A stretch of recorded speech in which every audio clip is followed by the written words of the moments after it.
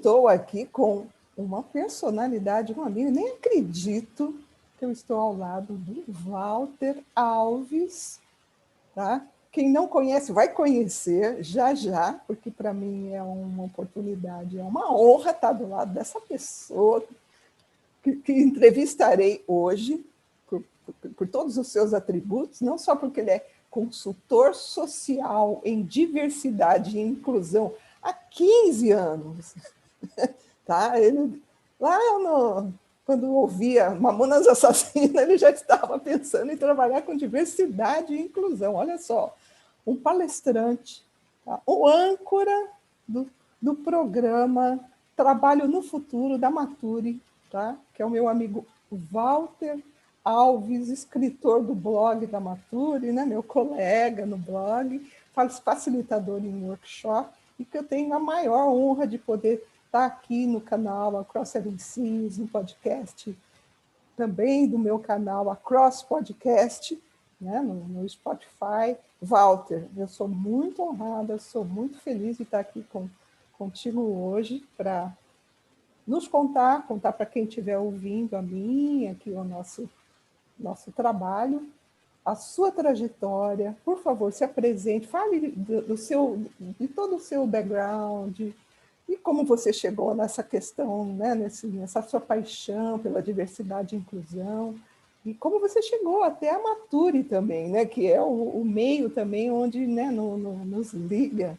Muito obrigada, Walter. Conta para a gente.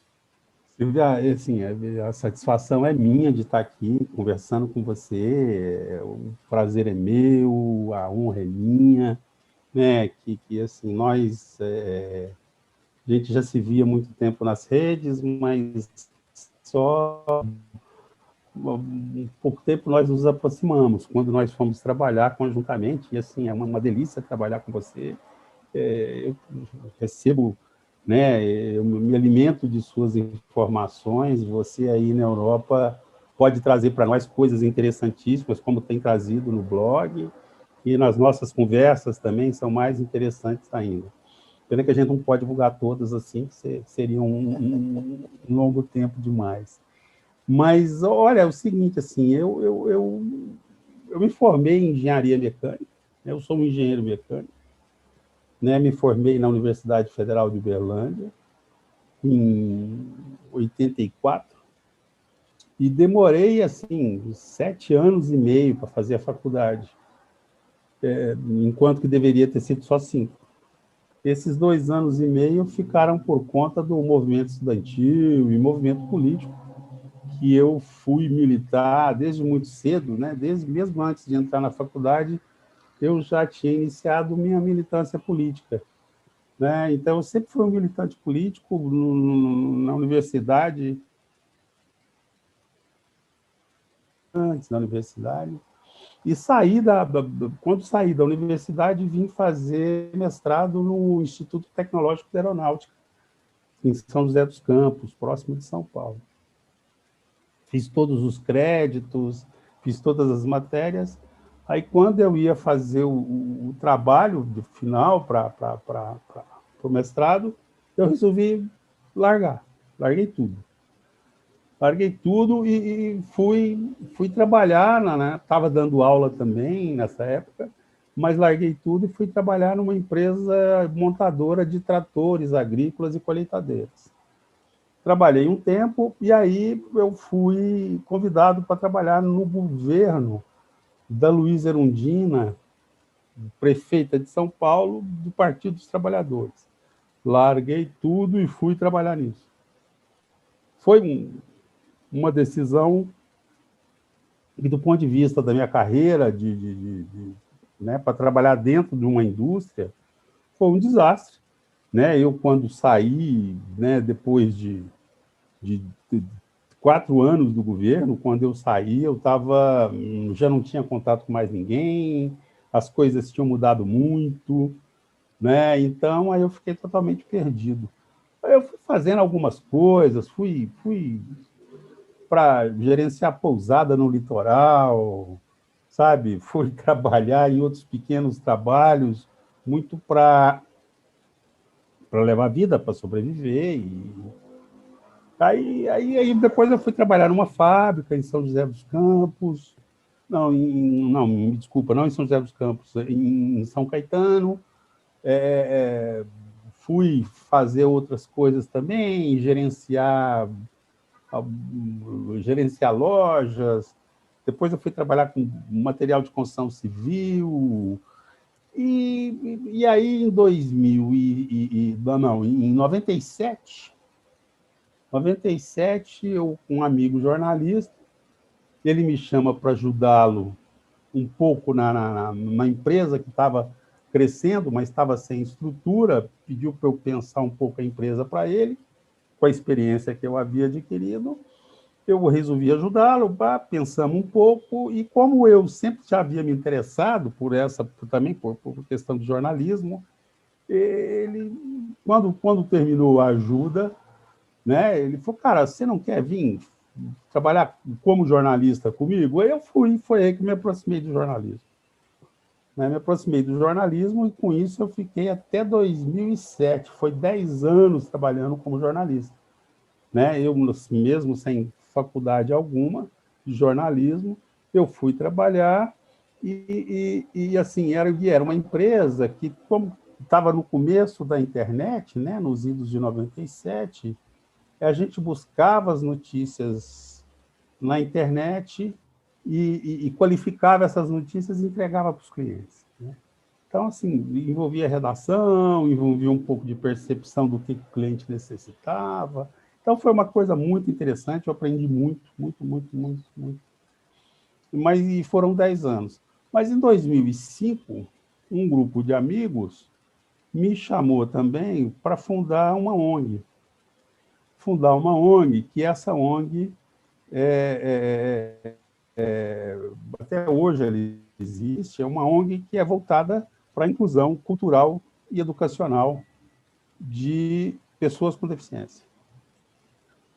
Aí, mesmo sem ter nenhuma experiência na área, eu fui, né, com esses amigos, e na medida que foram aparecendo projetos, né, tinha uma carência de projetos que pensassem em acessibilidade.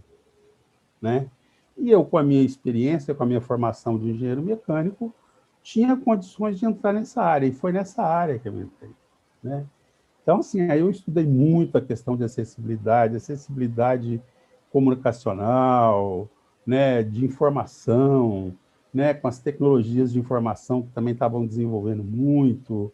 Né? Então, assim, foi uma coisa extremamente interessante e que eu me aproximei muito, né, que eu pude enfiar a cabeça também na questão das diferenças. Né? Eu pude observar que a sociedade ela não é uma coisa só, né? Ela não tem, por mais que ela elija padrões, há pessoas que fogem desses padrões, né? Há pessoas que não correspondem a esses padrões, ou padrões desejados, ou padrões fabricados, né? Mas de uma certa forma há os diferentes. E essas pessoas diferentes, elas são excluídas da sociedade. Né, independente da diferença que elas tenham. Né? E essa exclusão, ela gera uma série de questões individuais para essas pessoas, né? Mas socialmente também tem uma perda muito grande, né? Porque nós alijamos, né, pessoas que como não seguem um determinado padrão, né, se elas não servem para conviver conosco na sociedade, essa sociedade ela vai ficando cada vez mais parecida, né, com algo que de fato não existe, porque essas pessoas continuam existindo. Né? E aí eu fui gestor da ONG, o tempo passa, e os projetos vão mudando. Né? Os projetos vão mudando até que ficou muito restrito essa questão da acessibilidade, né? Mesmo porque os projetos que a gente pegava, a gente transformava as escolas de um município, por exemplo, todas inacessíveis, né? Bacana, então, foi ficando mais interessante. Fala a ONG, qual é essa ONG? Pode falar? A ONG chama Mais Diferenças. Mais Diferenças. Né? É uma ONG muito legal, com um pessoal hoje amigo meu ainda, que trabalha muito. É claro que mudaram muito, né? Durante toda essa pandemia, mudaram muito o jeito de trabalhar, né? Tiveram que se adequar também. Mas é uma ONG muito legal. E aí eu saí aí em 2012. 2012, né, concordamos que havia esgotado essa fase minha de trabalho, né? E eu fui buscar, né? Fui para o mercado, né? Entendendo que eu tinha tido uma formação muito interessante, né? Pude me formar, pude estudar muito, né? Nesse tempo todo. E aí eu comecei a perceber que o mesmo pano de fundo, né, que, que eu utilizava para poder trabalhar com pessoas com deficiência, havia alguns grupos de pessoas também que eu poderia usar, porque o que sustentava, ou que ainda sustenta tudo isso, né, na minha opinião, eu trabalhei com esse conceito, que é o preconceito, né? Ou seja, então, assim, o mesmo preconceito que era, que tinha as pessoas com deficiência, né, com dificuldades, né, eram os mesmos preconceitos que as negras e os negros, né, o público LGBT, né? Aí eu comecei a perceber também que começava um movimento, né? Começava um movimento também do seguinte: e as pessoas que iam envelhecendo, né? Como é que essas pessoas faziam se elas eram dispensadas dos seus trabalhos, né? Eu vi também que havia um preconceito grande com as pessoas 50 a mais, né?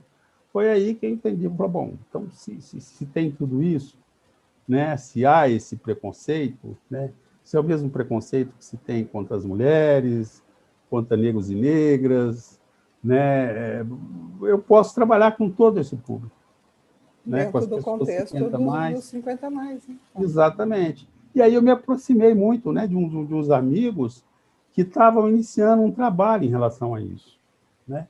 Então também fui aprender mais um pouco, né? Fui estudar um pouco a questão do envelhecimento, né? De como é que ele estava acontecendo no mundo, né? Desse ganho, desse bônus que nós tivemos, né? E aí eu vou passando, encontrando pessoas, desenvolvendo trabalhos, encontrando pessoas. Aí eu me aproximo do Morris, da Maturi, né? Me aproximo do Morris, né? Assim, dentro do movimento, né? Porque assim, teve uma coisa muito interessante, né, Silvia? Que infelizmente a pandemia interrompeu, né? Que eram encontros que nós tínhamos aqui em São Paulo, encontros para discussão do envelhecimento, né? Então, assim, então era gente de tudo que é lado, entendeu? As pessoas mais diferentes possíveis querendo discutir a questão do envelhecimento, né? E isso foi muito interessante, porque criava muitas relações e, ao mesmo tempo, as discussões tomavam um tom mais politizado, né? Porque eu acho que tem questões que as empresas conseguem até ajudar a resolver, né? Mas tem umas questões que são mais politizadas que fica difícil a gente pensar que uma empresa vai se meter a fazer isso. Exato. Não vai, não vai, Concordo. né? Não vai porque uma empresa ela precisa de ter uma cara no mercado, ela precisa de ter um jeito no mercado, né? Em que ela trabalhe para quem concorda com algumas questões ou para quem ela discorda de algumas questões, porque o que ela está vendendo é um trabalho para a organização, para dinamizar alguma coisa, para resolver algum problema organizacional, né? Não é assim fazer uma discussão política sobre a situação do Para a envelhecimento. sociedade, né? Não é papel Para a dela, da sociedade, né? empresa. E isso, infelizmente, foi interrompido, né?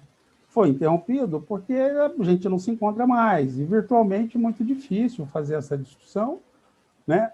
Então, de dentro disso, nós todos fomos pensar mesmo o que as empresas estavam pedindo e organizando. E com nós foi isso, foi uma coisa de olha, vamos ativar o blog, então vamos ativar, vamos começar a escrever, vamos ver o que as pessoas estão interessadas. E aí viemos juntos, e aí o blog foi crescendo, sabe? Aí veio mais a Rejane trabalhar também, escrever no blog, aí já não era somente as minhas coisas, né? Fica mais claro que precisava de mais gente, e aí, felizmente, encontramos você, e aí estamos juntos, né? Que bom, que Então, assim, resgatando um pouco aí da história, para não ficar muito chato também, porque senão... Fato nada. A sua muita história está coisa. me fazendo entender que eu digo, eu sempre fiquei muito admirada pelo alcance que você tem das questões e a profundidade com que você vai no tema ou na entrevista. Né? Eu falei, não, tem muita história aí dentro do Valdo, quero saber. Agora estou a entender, como diz em português então, aqui, né? Estou a entender. E diz uma coisa, me fala aí daquela série de entrevistas do Trabalho no Futuro. Então, é isso aí também. Fantásticas. Lembro da Isabela Secato, lembro de uns entrevistados sensacionais, e deixam um legado, né, na fala deles, o que eles entregam. Aí foi uma proposta também que eu levei para o Morris, né, que a gente estava conversando, e aí, né, calhou dele estar num local em que tem um estúdio, em que a gente podia utilizar um tempo desse estúdio mensalmente, né? Um estúdio muito bem montado, né? No coworking. E aí, né? Pô, vamos pensar o que fazer. E eu apresentei uma proposta para ele. Falei, cara, vamos fazer uma coisa que pode ser interessante e o custo será baixo, né? A gente não tinha muita grana para poder ter uma produção grande, né? E aí foi o seguinte, ó, vamos fazer uma entrevista em que a gente não tenha corte, né? A gente não tenha montagem da entrevista. Né? A gente começa a entrevista e igual termina... a nossa aqui, Walter, igual a nossa aqui. Exatamente. É artesanal. Mas é isso, né? Uhum. Quer dizer, e assim, poxa, e que bom, né? Você imagina, você em Portugal e eu aqui no Brasil, hoje a gente está conversando na boa, estamos aqui gravando né? Quer dizer, que ótimo que é assim. E aí foi isso que nós fizemos, né? Aí a gente discutia as pessoas que iríamos entrevistar, né? A gente dava uma discutida em pauta e as pessoas que... Aí eu iniciava a produção, entrava em contato, perguntava se estava disponível, né? Porque a gente ia gravar, a gente gravava 4 no mesmo dia, né? Gravava 4 entrevistas no mesmo dia. Na realidade, a gente pegava uma manhã, né? E gravava 4 entrevistas, e essas entrevistas eram apresentadas né, dali para frente. Né? E aí fomos, poxa, pessoas interessantes, né, que a gente sempre com o pensamento, né, do programa, né, do título do programa, que era o Trabalho no Futuro. Né? Então, era uma tentativa, né, foi uma tentativa, né, de fazer com que essas pessoas que estavam sendo entrevistadas, elas saíssem um pouco do lugar, né, que elas estão, né, mas pensassem um pouco como é que poderia ser o trabalho no futuro, né? Como é que elas entendem a partir do background de cada um, né, como seria o trabalho no futuro, como seria o trabalho delas e questões ligadas ao envelhecimento também, né? Então qualquer coisa relativa ao trabalho no futuro. Então, putz, foi entrevista sobre coworking, entrevista com altos executivos, né? Entrevista com pessoas que haviam sido altos executivos e que tinham mudado de situação, né? Com consultores, né? Com médicos, pessoa com deficiência, né? Quer dizer, então foi o que eu acho que é a característica maior do programa foi justamente abordar a diversidade. Né? Então, assim, não era uma coisa só, né? A gente buscava fazer entrevista com as pessoas de diversas idades, né? Mas sempre com esse foco de envelhecimento, trabalho no futuro, e saíram muito interessantes, de fato. Né? Foram 38 entrevistas, né? E a gente queria voltar, né? Isso foi em 2019, E a gente queria, em 2020, a gente tinha proposta de manter uma segunda, né, uma Temporada. segunda leva, né, uma segunda temporada, né, e aí veio a pandemia e jogou tudo por terra. Olha, Né? eu te falo uma coisa, eu acho que valeria a pena até relançar, divulgar essa, né, se nós concordar e os entrevistados, eu não sei essa questão, mas passar de novo, apresentar de novo, porque a nossa comunidade lá na Maturi, por exemplo, tem quase 30 mil pessoas. Né? Sim. Muitos não assistiram, muitos não sabem. É. Inclusive, estou a me lembrar agora, entrevistou o Dudu Balocchini, não foi? Foi. Então, o Foi uma Dudu. entrevista Então, com o Dudu fantástico. Balocchini. E eram pessoas, veja, eram todos os entrevistados que ali falaram em trabalho no futuro que ninguém imaginava, nem você, que muito do que foi falado, né, esse futuro ia chegar tão rapidamente como hoje. Né? Hoje, Claro. muito, mesmo a questão da colaboração, o trabalho colaborativo, a inserção do mais velho na tecnologia, não deu para esperar, não deu para nada. Então, tudo Não que deu. o Dudu Não, lá criou, hoje está Senior Geek com o Ricardo Pessoa, né? É exatamente. hoje, era o futuro que levou o quê? 1 ano, 2 É, anos para acontecer. é. Né? Com o Dudu eu entrevistei numa terça-feira e ele faleceu na sexta seguinte. Então foi uma perda, era um cara muito legal, um cara que gostava muito, que estava sempre muito nessas reuniões de discussão, né, de discussão política, sobre a questão da longevidade, do envelhecimento, né? E então foram muitas pessoas dessa linha também, mas assim, é coisa mesmo de pensar, sabe, Silvia? Porque o seguinte, assim, eu aprendi nesses anos que a diversidade existe e ponto. Não tem que discutir. Você pode até entrar numa questão filosófica de discutir o que é a diversidade, né? Mas a diversidade, ela existe, a diversidade é natural. Então, nós não controlamos a diversidade, né?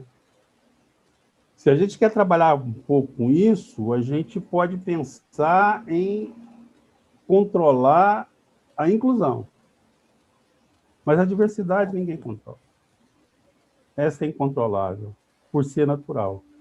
Então, eu vejo que a forma com que as coisas foram acontecendo, porque aí é da gente mesmo, né? Quando você vai produzindo, você vai pensando, putz, aquela pessoa que pode falar isso, aquilo, né? Para justamente apresentar isso. Eu acho que a diversidade é uma coisa muito bonita, né?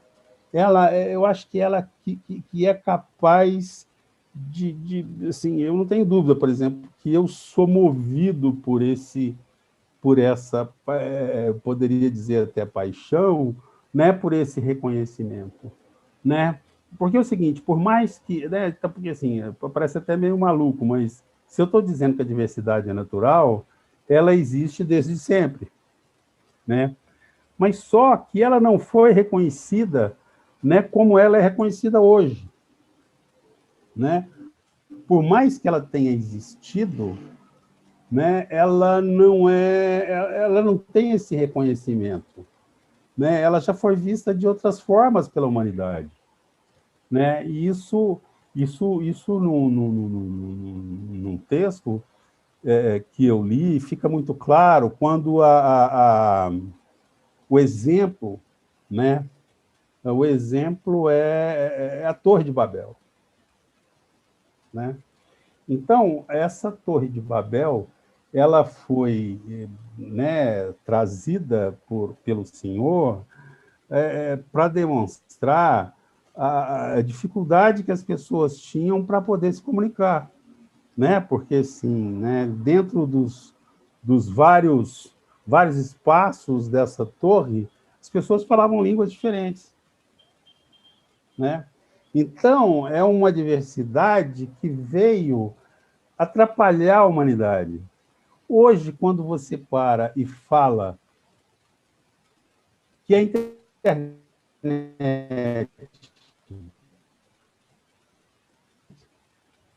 né, de diversidade que você possa ter. E é uma coisa muito boa, porque nós abandonamos, eu acho, de um certo modo, né, eu acho que você se lembra também, né, se lembra muito distantemente, porque nós não fomos uma geração, fomos muito influenciados, mas houve uma tentativa, houve várias tentativas, na realidade, de criação de uma língua comum para todos os habitantes da Terra, O né? Esperanto? O Esperanto, O isso, Esperanto, lógico que eu não. né? E hoje você vê que isso não tem importância nenhuma Não, mais, não. porque é o seguinte, a gente não quer mais falar a mesma língua, a gente quer falar as nossas línguas, né? E nos apresentarmos com essa diversidade que nós somos, Uhum. né? E sem Porque isso é que problemas, né? enriquece. E sem E problema. isso é que Né? enriquece profundamente, né? Uhum. As relações hoje, elas são muito mais ricas a partir disso, né? Agora, um exercício que é muito difícil de ser feito é o exercício de respeito a essas diferenças, né? Porque é óbvio que a diversidade existe, porque as diferenças existem. As diferenças que determinam os diferentes, elas existem. Mas isso, às vezes, até mesmo por pessoas que defendem bravamente a questão da diversidade e da diferença, essas pessoas elas cometem o erro de defender somente a diferença a partir do ponto de vista delas. E quanto que eu acho que se a gente defende essa questão da diferença e dos diferentes, a gente tem que aceitar, mesmo que os diferentes discordem de nós, tem que aceitá-los, Exato. né? Tem que aceitar essas ideias, No sentido né? amplo, né? Diferentes no Exatamente, sentido amplo, religioso, exatamente. político, né? Raça, não, Exatamente, não tem mais conversa. né? Porque senão a gente vai dizer, não, eu aceito, mas desde que, né? E eu acho que a gente, né, precisa, né, de desenvolver muitos outros conceitos. Eu acho que o debate está muito aberto em relação a isso, né? Eu acho que a gente precisa de verdade de, de, de pensar coisas muito que influenciam demais e, ao mesmo tempo, às vezes a gente vai deixando, por falta de espaço, de debate, né? Que assim, eu não tenho que suportar, eu não tenho que aguentar, eu não tenho que, que achar que o outro tem um espaço garantido dele e eu tenho que me calar do lado de cá. Também não. Né? Eu acho que a gente tem que trabalhar a questão da reciprocidade. Né? Quer dizer, do mesmo jeito que eu aceito as suas questões, você também deve aceitar as minhas.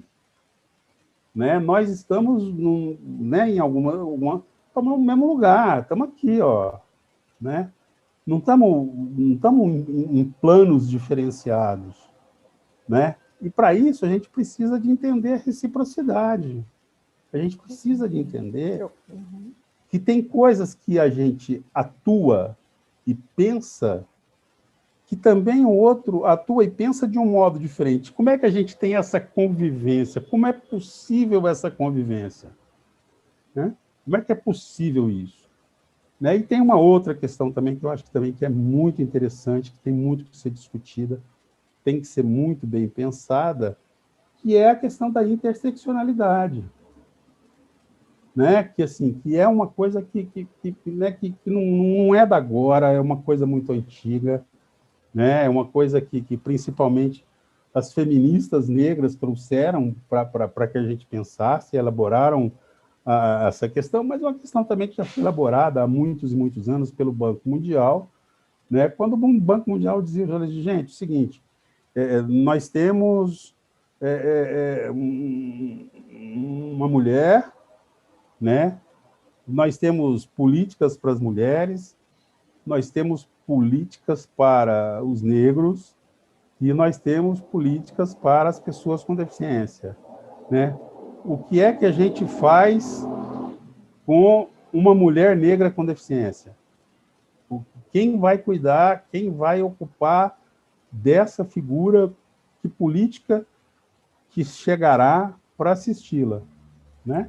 Ou seja, a gente precisa pensar que são né? Questões que vão se interrelacionando, né? Que a gente não pode fazer um pensamento de políticas públicas, né? Políticas públicas a partir de caixinhas fechadas, lacradas, né? Não pode, não dá para isso. Exato. Né? A gente precisa de entender essa fluidez que existe, né, de características que se misturam. Né? Eu acho que são questões que estão colocadas para nós, que estamos nesse dia a dia, que estamos fazendo uma discussão. É porque, na realidade, Silvio, eu acho assim, eu acho que você e eu, né, a gente está num campo que nos permite, na realidade, permite muita criação, né? Porque é um campo muito novo. Sim. Né? Porque só uma geração como a nossa, né? Uma geração como a nossa que chega nos anos 60 né? já com alguma convivência, né? De que pessoas abriram caminho para nós, né? Com a questão das pílulas anticoncepcionais, né? Que as mulheres puderam escolher o que fazer com o próprio corpo, né? Que já chega no momento em que a gente vê que a gente tinha muito mais opções do que opções que foram dadas aos nossos pais, né? E a partir daí a gente podia fazer um monte de coisa, como tivemos mesmo no início de uma ditadura militar no Brasil, nós nos formamos dentro disso e fomos trabalhar, fomos militar em movimento estudantil, depois fomos militar em movimento político, né? Político partidário, né? E de outras questões sociais também que apareceram em que a gente se colocava sempre muito à disposição para essa discussão. E hoje a gente chega, né, e tem essa questão da longevidade e do envelhecimento. E olha que eu acho que tem uma coisa acontecendo, e aí a gente vai ter que ver como é que a gente vai fazer, porque nós havíamos ganho um bônus, né, pela idade, né, de que é o seguinte, olha, cara, quando você nasceu, a expectativa de vida era de 45 anos. Agora essa expectativa é de 70. Né? O que você vai fazer com esses 25? Né? Só que com essa pandemia, essa expectativa já diminuiu no Brasil 2 anos. Né? Então, a gente está vendo que isso não é um movimento permanente, eterno de crescimento, né? Onde a gente tinha disposição, esse tempo todo que estava acontecendo, né? Bastaria se cuidar. Não é verdade. Né? Temos intercorrências que vão fazer com que isso seja uma espécie de onda que chegue até a praia e recue para que a próxima onda venha. Então, tem muita coisa a ser estudada, tem muita coisa a ser pensada, né? Tem muita coisa a ser discutida, né? Que está chegando aí e que certamente, né? Como nem eu nem você somos historiadores, então não nos importa muito deixar passar um tempo, a gente quer mesmo utilizar essas questões que estão aparecendo, né, agora, né, para que a gente possa refletir, para que a gente possa esgotar dentro de um determinado ponto de vista, né, que eu acho que é o ponto de vista do seguinte, olha, não tem mais essa de que velhinho não é produtivo, velhinho vai para casa, vai colocar pijama e vai ficar... Não tem isso. Isso aí é uma bobagem, como já foram tantas outras, né, em que mulher não poderia trabalhar fora de casa, né, e aí a gente viu quanta coisa já vimos, hein, Walter? Exatamente. Olha, já vimos, já conquistamos, né? Já conquistamos muito, mas como eu tinha um chefe que dizia assim, tem espaço para melhorar, tem muito espaço para melhorar, muito trabalho a ser feito. Muita coisa, quer dizer, nós temos um mundo, na realidade, hoje, né, com essa facilidade, né? Silvio, assim, eu me lembro, assim, na década de 70, começando a universidade, e aí a gente vai conhecendo muita gente, e aí tinha em Uberlândia, e olha que Uberlândia sempre foi uma cidade que tinha um sistema de telecomunicação muito bom, porque, inclusive, era um sistema privado, né? Um dos poucos que no Brasil tinha, né? Mas por uma questão lá que não vale a pena entrar agora, ele era privado.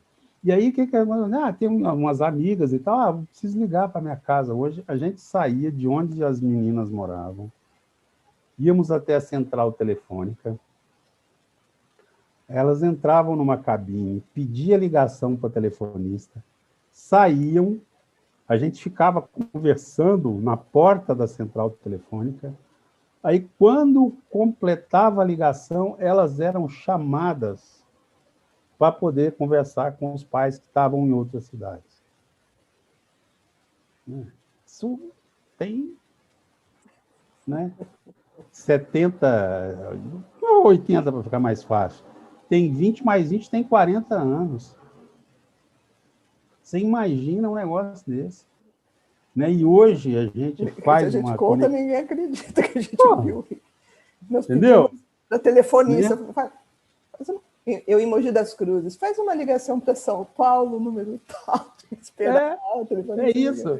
E hoje a gente está conversando aqui, quer dizer, esse movimento é fantástico, isso é uma maravilha. Exato. Né? E o detalhe, nós dois aqui, 60 mais, certo? Sim.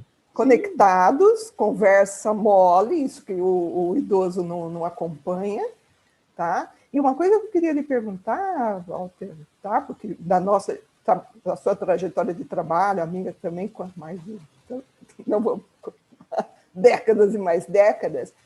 Enquanto trabalhávamos, nós víamos os colegas mais velhos com muito respeito e admiração. Eles eram homenageados, eram os caras da empresa. Eu queria perguntar o seguinte, meu amigo, consultor, palestrante e que chega até as empresas com o seu conteúdo, as empresas de hoje. Quando você acha que isso começou a mudar, a surgir esse preconceito etário nas empresas, e do trabalho que você faz, e mesmo a Nature, essas empresas que buscam saber, entender a diversidade e a inclusão, justamente para preparar suas forças de trabalho com relação à entrada dos 50 mais, ou mesmo as áreas de recursos humanos, para saberem fazer um trabalho adequado, eu queria que me dissesse, então, quando foi que surgiu, que começa esse preconceito, e se essas empresas têm mesmo, é legítima essa vontade e fazem essa inclusão etária para valer. Conta para mim. Silvia, eu acho o seguinte, assim, eu acho que, em primeiro lugar, o que... A teoria de administração é uma coisa que nesses últimos, né, esses últimos 40 anos, vamos utilizar novamente essa data, né? Teorias de administração mais ou menos foram assim, cada uma, começou cada uma um ano, depois passou cada uma um mês, e cada uma semana, e aí foi. E eu acho que isso foi uma mudança mesmo, dizendo o seguinte, olha, o interessante são os mais novos. Entendeu? Eu acho que foi a partir daí, dizendo que deveria haver uma valorização dos mais novos, né? Daí eu acho que esses mais novos... Você fala por conta de moda? Por conta de moda, eu acho que foi muito a partir de teoria, alguma coisa assim, mas da necessidade esse de fenômeno mudança. ocorre em todos os países, muitos países, não em todos, em muitos países. Então, em muitos países, eu acho que essas teorias de administração alcançaram todo esse público, né? Porque foi uma época também de grande globalização, as empresas globalizadas, né? Teve uma que chamou reengenharia, né? Você lembra? Lembro. Então, e o que era reengenharia? Reengenharia ela se apresentava, né, como assim, não, olha, nós somos a discussão nossa é o seguinte, a gente vai fazer uma discussão sobre processo, mas toda a discussão que ela fizesse sobre processos, né, ela chegava numa conclusão, que precisava de mandar a gente embora. Qualquer discussão que ela fizesse, o fim era um único. Precisava de mandar a gente embora e precisava de cortar. Ou seja, você vê que na realidade, ela tinha uma outra intenção. ela tinha uma intenção de diminuir o público, mesmo porque independente, porque é claro que você pode racionalizar em muito algumas questões que são dadas, algum setor, né?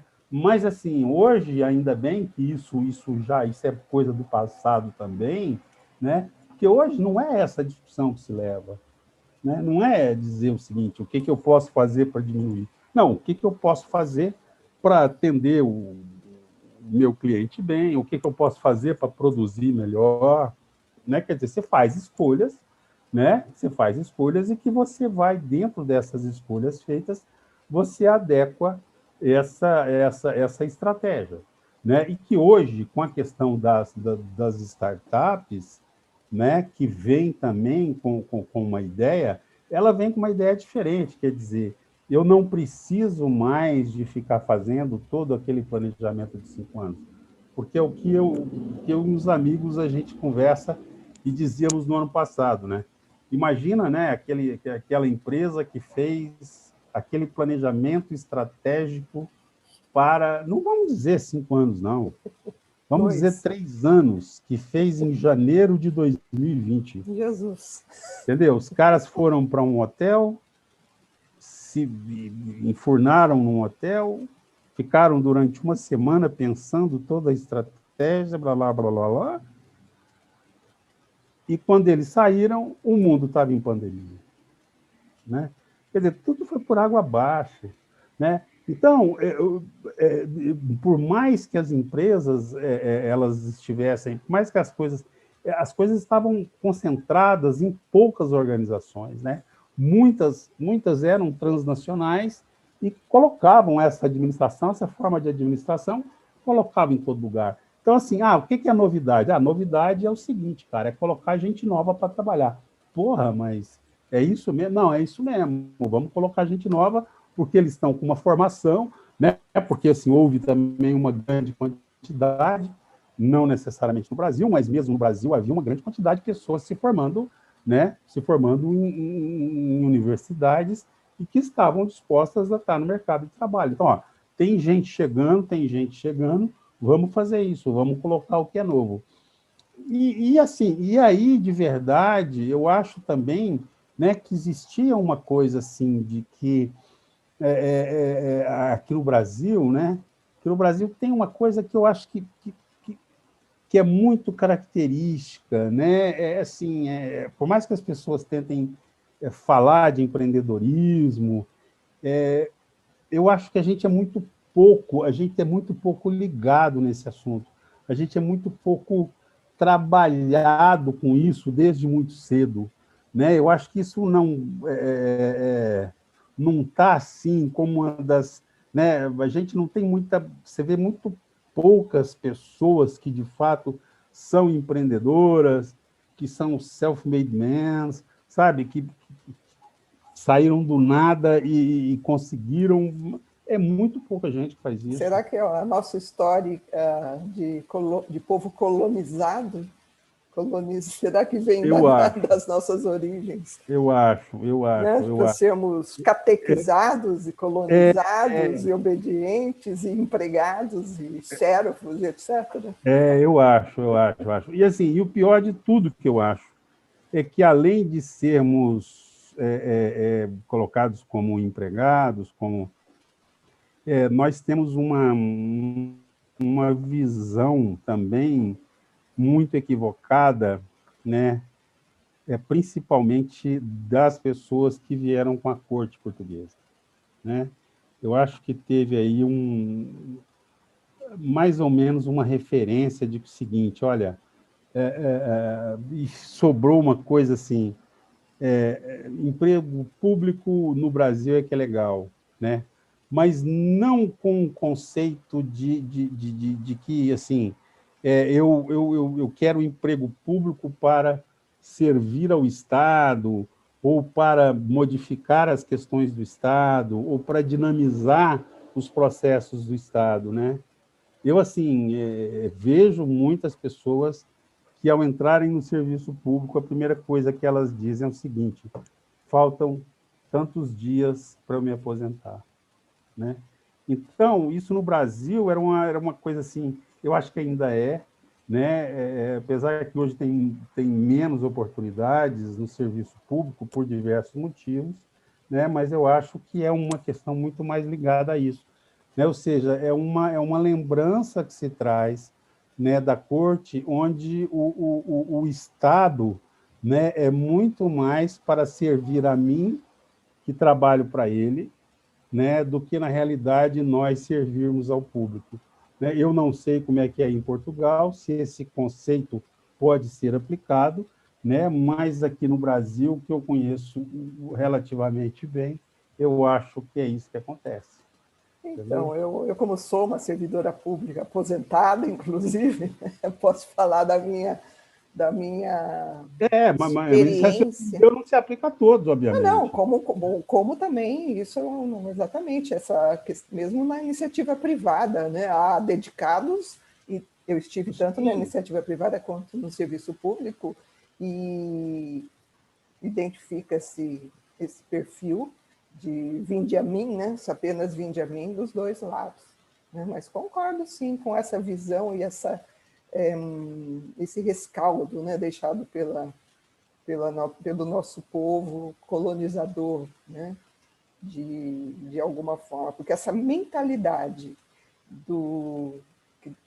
que, no meu entender, deveria prevalecer no coração, na mente do servidor público, e né, sou sincera em dizer, eu trabalhei com muita dedicação e muito orgulho, né? E a minha carreira foi bem bacana, no sentido de sou grata ao serviço público por todo o trabalho que eu fiz. Acho que eu fiz um bom trabalho, viu? Acho que eu dei retorno do que eu Claro, recebi. claro. Não, Não, e mas assim, eu entendo perfeitamente aquela questão anterior do empreendedorismo, sabe? Estive também no empreendedorismo, numa loja, tive um momento proprietária de um empreendimento, não é fácil, e confesso que eu sou uma empregada. Hoje sou uma uhum, empreendedora, hoje sou uma empreendedora na minha segunda carreira, tá certo? Individual, não é? No meu projeto Across Seven Seas, voluntário, tá certo? É um empreendimento, sim, não? Mas o empreendedor, naquele sentido que a gente estava falando, não é fácil e não é para todo mundo. E eu posso dizer que eu pertenço àquele público brasileiro que não tem isso, né, inserido, né, como a gente vê muito no americano, aquela questão do sucesso, aquela questão do norte-americano. Posso estar enganada, mas eu concordo com tudo isso que você falou, é, e, corretíssimo. e que quer desenvolver-se, né? Quer coisa, né? Eu acho assim, até as palavras eu acho que são significativas. Aqui, por exemplo, no Brasil, a gente, quando uma pessoa é remunerada pelo seu trabalho, a gente pergunta quanto que você está ganhando, né? Uhum, Não é ganho, é uma troca, uhum, um esforço dessa pessoa para ter um salário. Mas não, a gente prefere dizer que quanto eu ganho, quanto você está ganhando, né? Como se fosse um ganho, como se fosse uma coisa meio, sabe, assim, meio uhum. fruta, meio, não tem uma relação entre troca de trabalho, esforço, com o recebimento de um dinheiro, um pagamento, né, por isso, entendeu? Então, eu acho que é coisa mesmo, coisa mesmo. E aí eu vejo o seguinte, infelizmente, nós não temos, né? Se você for pegar, né? Porque muitos homens, Silvia, que hoje são apresentados como self-made men, como os caras riquíssimos que conseguiram fortunas, os caras já eram ricos. Se você for ver Herdeiros, mesmo a né? história São deles, muitos herdeiros.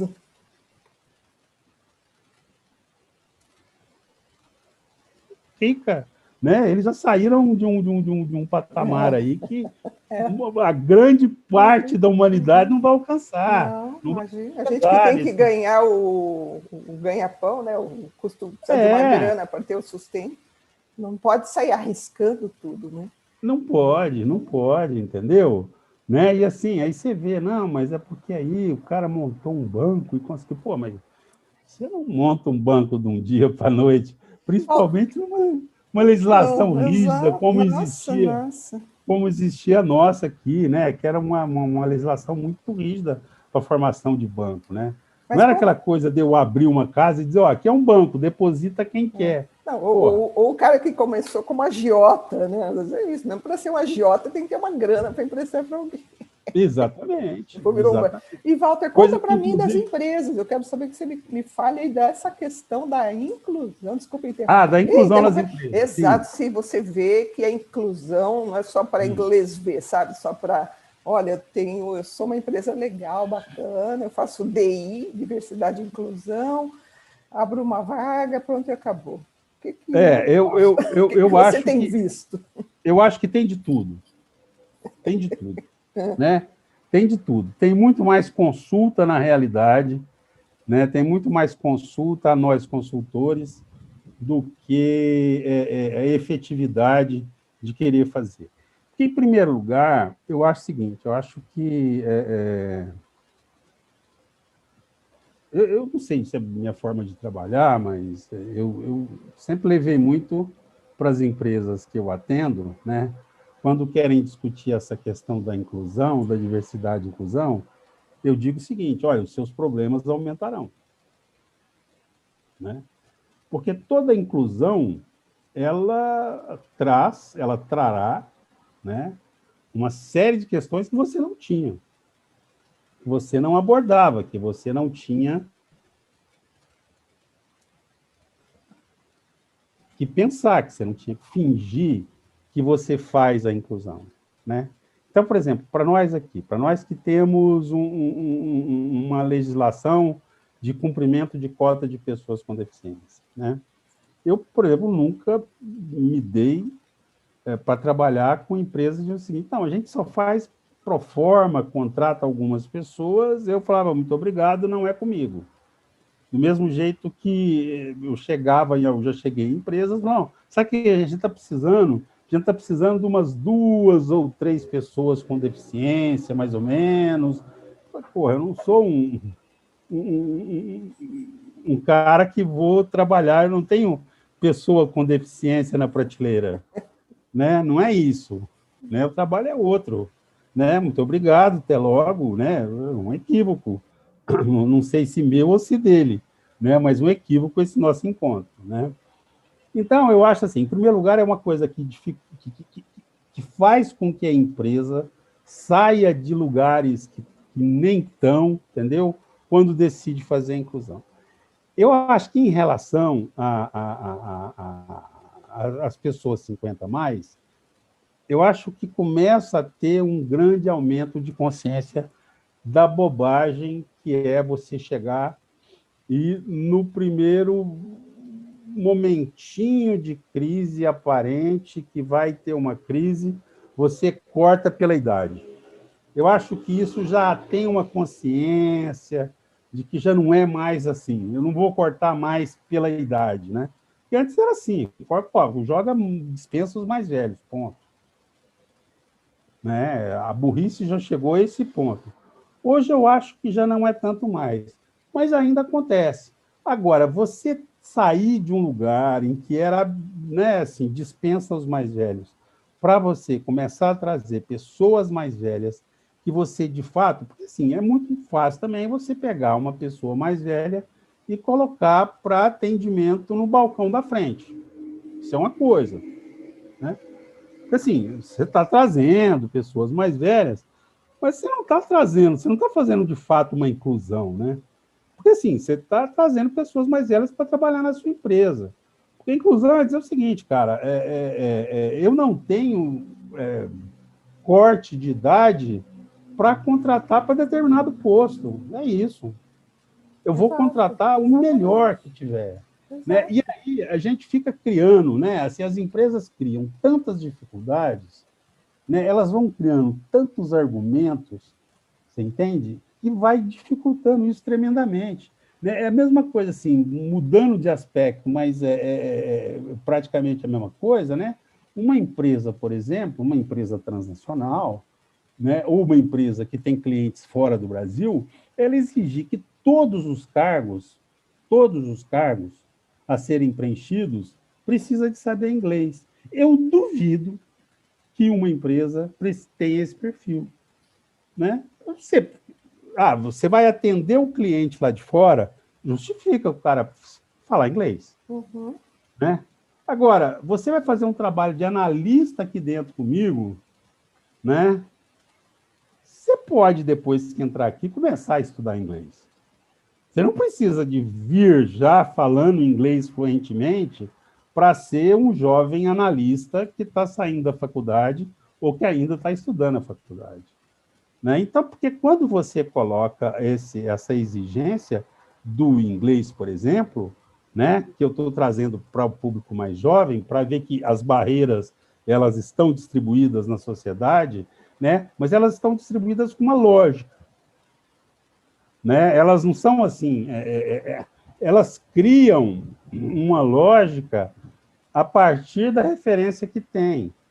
E a referência que a sociedade brasileira tem é de um homem branco heterossexual. É isso. Se você chega nesse ponto, né, e essa aí é um branco heterossexual que não tenha muito além de 60 anos, porque se tiver é só o dono que pode ter, né? Não são mais os funcionários desse dono, né? Porque tudo que vai fugir desse topo de pirâmide, ele não vai ser atendido. Então, cria dificuldade com isso, você cria dificuldade para as pessoas jovens que tiveram menos oportunidade de estudar. Isso está ligado intimamente com a questão da negritude no país, né? Você cria dificuldade, por exemplo, quando... não, mas o que a gente precisa de trabalhar com tecnologia. Precisa de trabalhar com tecnologia. O que tecnologia é necessário, né, você fazer? O que você precisa, né, que uma pessoa, por exemplo, mais velha, né, não conheça, né? Então, eu acho que é muito uma questão assim, às vezes, de querer parecer muito moderno, né, e de querer parecer que é uma empresa de um nível muito diferente e faz algumas exigências que, na realidade, dificulta muito mais para elas. Deixa eu te dar um exemplo. As mulheres, né, aqui para nós no Brasil, as mulheres estudam mais e por mais tempo. Ou seja, em tese, né, são mais bem formadas do que os homens, né? A área de recrutamento e seleção das empresas, ela é comumente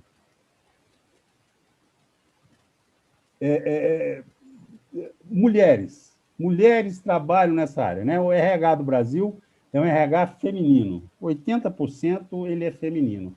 Então, essa área de recrutamento e seleção, ela também é uma área feminina. No entanto, hoje, as mulheres da área de recrutamento e seleção, elas fazem o mais difícil, que é contratar a maioria de homens.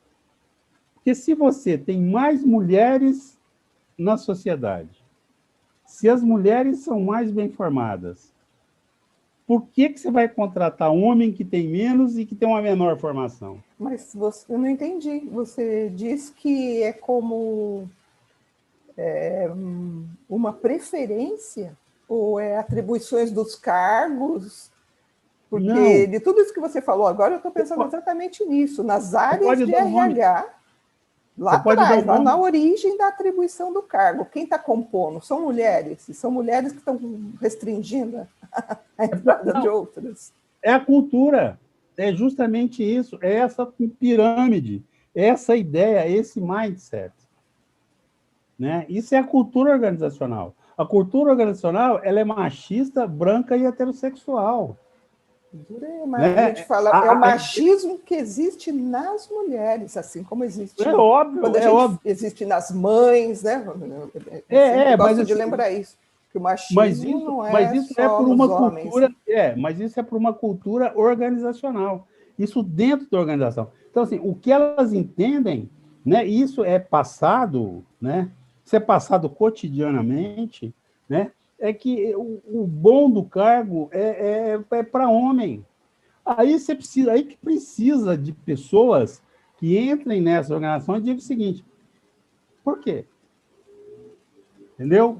Você faça perguntas que você leve essas pessoas da organização a entender que elas estão simplesmente repetindo uma história que vem de muito tempo e que não tem mais sentido. E que não tem mais sentido. Walter, isso aí vem das famílias. Eu falei de mãe. É claro que É a vem das questão famílias. do filho, a preferência do filho. O filho pode, a filha não. E isso não é só para os baby boomers, né? Só entre a gente, não. A Não, gente vê não, isso não, ainda não. hoje.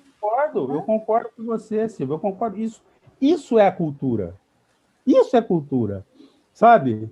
Né? Isso é cultura social, né? Não é, né? Que eu acho que às vezes confunde muito, não. Cultura é aquela coisa de música, show, de livro, de peça de teatro, de cinema. Não, cultura social é isso.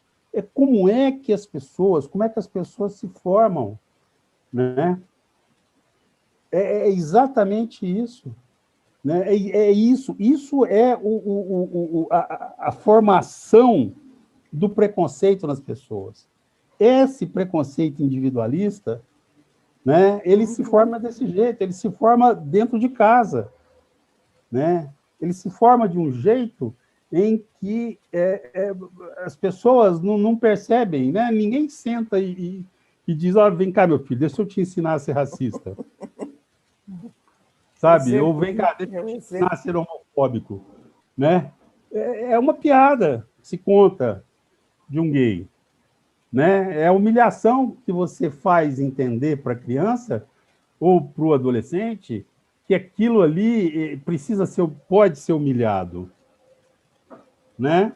Né? É ali que se vê, né? que quando dentro de casa, né? Tem meninas e meninos, né? E a mãe só pede para a menina favores relativos ao lar, e ao menino não. Minha filha, vem cá, lava a louça para mim. E o menino está lá jogando videogame. Não vamos nem falar na parte sexual, né? Dos filhos. Né? Quer dizer, então, pô, toda menina tem que responder, tem que lavar louça, tem que fazer isso, aquilo, enquanto o menino não. O menino, ele pode, né? Ele está num patamar diferente, né?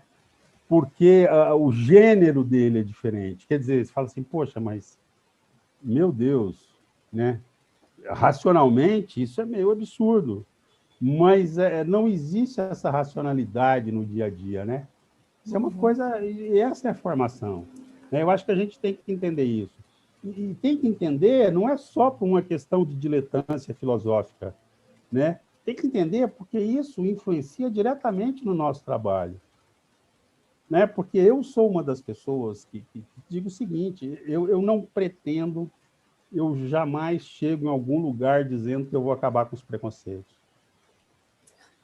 Eu acho que é impossível acabar com o preconceito, porque o preconceito é uma coisa individualizada, sabe? É uma coisa que está dentro da pessoa. Eu acho que a gente tem a obrigação de acabar com a discriminação. Né? Inclusive, no Brasil, a lei contra a discriminação. Né? Então, a discriminação, você pode, inclusive, penalizar se ela acontecer. Né? Mas o preconceito, não. Porque você não consegue entrar na cabeça das pessoas. Em primeiro lugar, as pessoas precisam de admitir que são preconceituosas para que possam fazer um filtro, mudar essa filtro, cabeça e ver o seguinte, é um condicionamento, né? Eu quero diminuir o meu preconceito. Né? Isso se faz através do autoconhecimento. E de esforço, né? É um esforço. Estão também dispostas a se autoconhecer, a se questionar, falar, pô, por que eu penso assim? Por que eu acho que mulher é inferior a homem? Né? Você entende? Assim, em trabalhos que eu já fiz, assim, você pede para as pessoas fecharem os olhos, né? Pede para as pessoas fecharem os olhos e pergunta, ó, por favor, levante a mão quem já viu alguma situação de preconceito. 80% levanta a mão. Agora, continua com o olho fechado e diz quantas vezes, se você acha que você já se viu nessa situação. Não, 10% não levantam a mão. Quer dizer, a gente pode deduzir que preconceituoso é o outro, né? Já que eu não sou, né? Ou então que existe uma incongruência nessas duas estatísticas, né? O que é muito mais verdadeiro do que o outro, só o outro é preconceituoso. É a hora dos psicólogos para explicar esse fenômeno. Exatamente, quer dizer, porque todos nós somos, nós temos traços de preconceito, porque a nossa cultura, a nossa criação, né? Os nossos pais, a nossa família, a comunidade que a gente vive, né? Aposta em alguns termos que são muito caros a essa comunidade e que é muito difícil a gente se contrapor a isso. Porque, ao se contrapor a isso, você é a diferença, você é o diferente. E você coloca o outro para pensar, né? Você questiona. Mas o problema é o seguinte, é que quando você faz isso na infância e adolescência, o que acontece? Você começa a se sentir a ovelha negra. Não pode mais falar assim, Walter, não pode mais falar ovelha negra. Não pode falar ovelha negra, tá certo. A ovelha é diferente. Isso. Né? Isso. São coisas assim mesmo. Entendeu? Essa dinâmica. E essa dinâmica a gente precisa compreender, porque essa dinâmica ela está presente, né? Uma coisa que eu uso muito, né, quando estou conversando com grupos, né, é começar a identificar pessoas, né, mesmo antes de começar, ali naquele bate-papo mais informal, começar a identificar pessoas que têm filhas, né, para começar a falar para essas pessoas durante a discussão, entendeu? Porque, assim, o que se fala das mulheres ainda hoje nas organizações, né, com quem trabalha, por exemplo, assim, é preciso que eu tenha contato para poder dizer o seguinte, não, cara, não é possível que algumas pessoas ainda pensam assim. É inacreditável que tenha alguém, sabe, que tenha esse nível de raciocínio em relação às mulheres.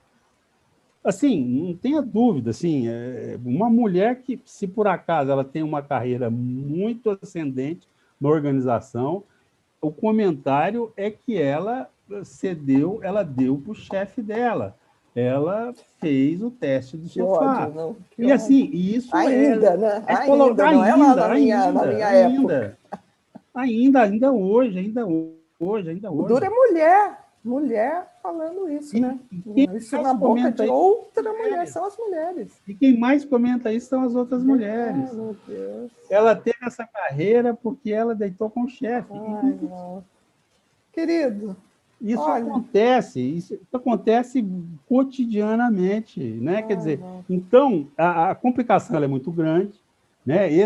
É uma complexidade grande essa questão que a gente trabalha, mas como são as nossas paixões, e vamos fazendo a nossa parte, e o ativismo na veia, né? Sim, um dia desses, conversando com o Ricardo Pessoa, entrevistando, ele falou, você não vai virar uma gerochata. Eu falei, eu sou uma gerochata. Gostei da frase. Já sou. Sou uma gerochata. Não, qualquer coisa eu já estou estrelando. O que é isso? Walter, vamos marcar um outro papo de 2 horas? Porque claro. Nossa, já estamos ao final e eu ainda não estou nem na metade de tudo que eu quero te perguntar. Vamos? Não tenho dúvida, estou à disposição. Querido, Então, olha, sempre um aprendizado, é verdade. Tá? Sempre admirei os teus textos, as tuas entrevistas, essa profundidade que você dá, que é fruto de toda a sua história, todo o caminho que você já percorreu, né? Eu respeito muito e agora entendo e sou muito grata pelo ensinamento, por tudo isso que me colocou a pensar, sim, né? Falamos agora há pouco, tudo é uma questão de vigilância e esforço, para a gente não acabar defendendo as bandeiras, sendo ativista, eu aqui ativista e pisando no tomate, fazendo o que eu quero minimizar na sociedade, pelo menos. Muito obrigada, querido. Eu gostaria que você deixasse umas palavras finais aí para a nossa entrevista, sendo certo que eu estou extremamente feliz e grata a você. Olha, em primeiro lugar, eu agradeço essa oportunidade assim, né, e conversar com pessoas que sabem, né, como você, né, sabem repercutir, sabem ir ali na questão que está, porque raciocina, porque traz de fato o que pode ser, né, o que nos envolve, né, o que nos tira do conforto, né, Silvio? Porque, assim, é isso, eu acho que a viver é uma coisa muito boa. Eu acho que a vida é uma coisa maravilhosa e que é curta, muito curta, muito curta. Infelizmente, ela é muito curta. E que, então, para que elas valham um pouco a pena, para que a gente fique mais, sinta-se mais realizado, pelo menos pessoas como eu preciso que ela seja um pouco mais profunda. E eu busco essa profundidade. Eu acho que essa profundidade ela está ligada a essa disposição da gente afetar e deixar se afetar, sabe? Eu acho que isso é um ponto muito importante quando a gente compreende uma perspectiva humanista da sociedade, né? Em que a gente se deixa influenciar e influencia o outro. Isso é que é bom, isso é que é legal na vida, porque isso nos permite pensar, né? Isso nos permite refletir, nos permite demonstrar os nossos afetos, né? Então, o que eu deixo é o seguinte: a gente cria muita dificuldade para a vida, fica se preocupando, às vezes, com muita coisinha pequena. Eu acho que nós, pessoas que estamos mais velhas, a gente já aprendeu, ou pelo menos, se não aprendeu, perdeu grandes oportunidades de aprender, e tem coisas que não têm muita importância. E tem coisas que têm grande importância. E uma coisa que tem uma grande importância, por exemplo, é essa proximidade que nós temos, essa amizade que nós forjamos, e que, então, eu estou à sua disposição, te acompanho no dia a dia, né? E sei que aí a gente pode, né? Pode ser mais profundo, pode ser mais feliz, pode ser mais interessante, né? Para a gente estar conversando, para a gente estar, às vezes, né, buscando no outro o que falta em nós, e isso nos preenche, quando é feito com amizade, quando é feito com reciprocidade. Ai, querido, muito obrigada. Concordo mesmo, também me alimento muito das suas palavras, por conta justamente da amizade, do respeito que eu tenho por você, né? E dessa questão da complementariedade, que eu acho que é possível, claro, né? Desde que a gente abra, né? Tem essa predisposição, nós crescemos mutuamente. Então, muito obrigada a quem está me assistindo, está nos assistindo ou nos ouvindo no podcast. Sim, claro, claro. Continue, assine, compartilhe, se inscreva e etc. Faça tudo isso que eu ficarei muito feliz e darei continuidade ao projeto Across the Seven Seas. Walter, querido, obrigada e tchau. Fica com Deus. Ó, beijo. Tchau. Você também, querida. Felicidades para você. Obrigada, tchau. querido. Tchau.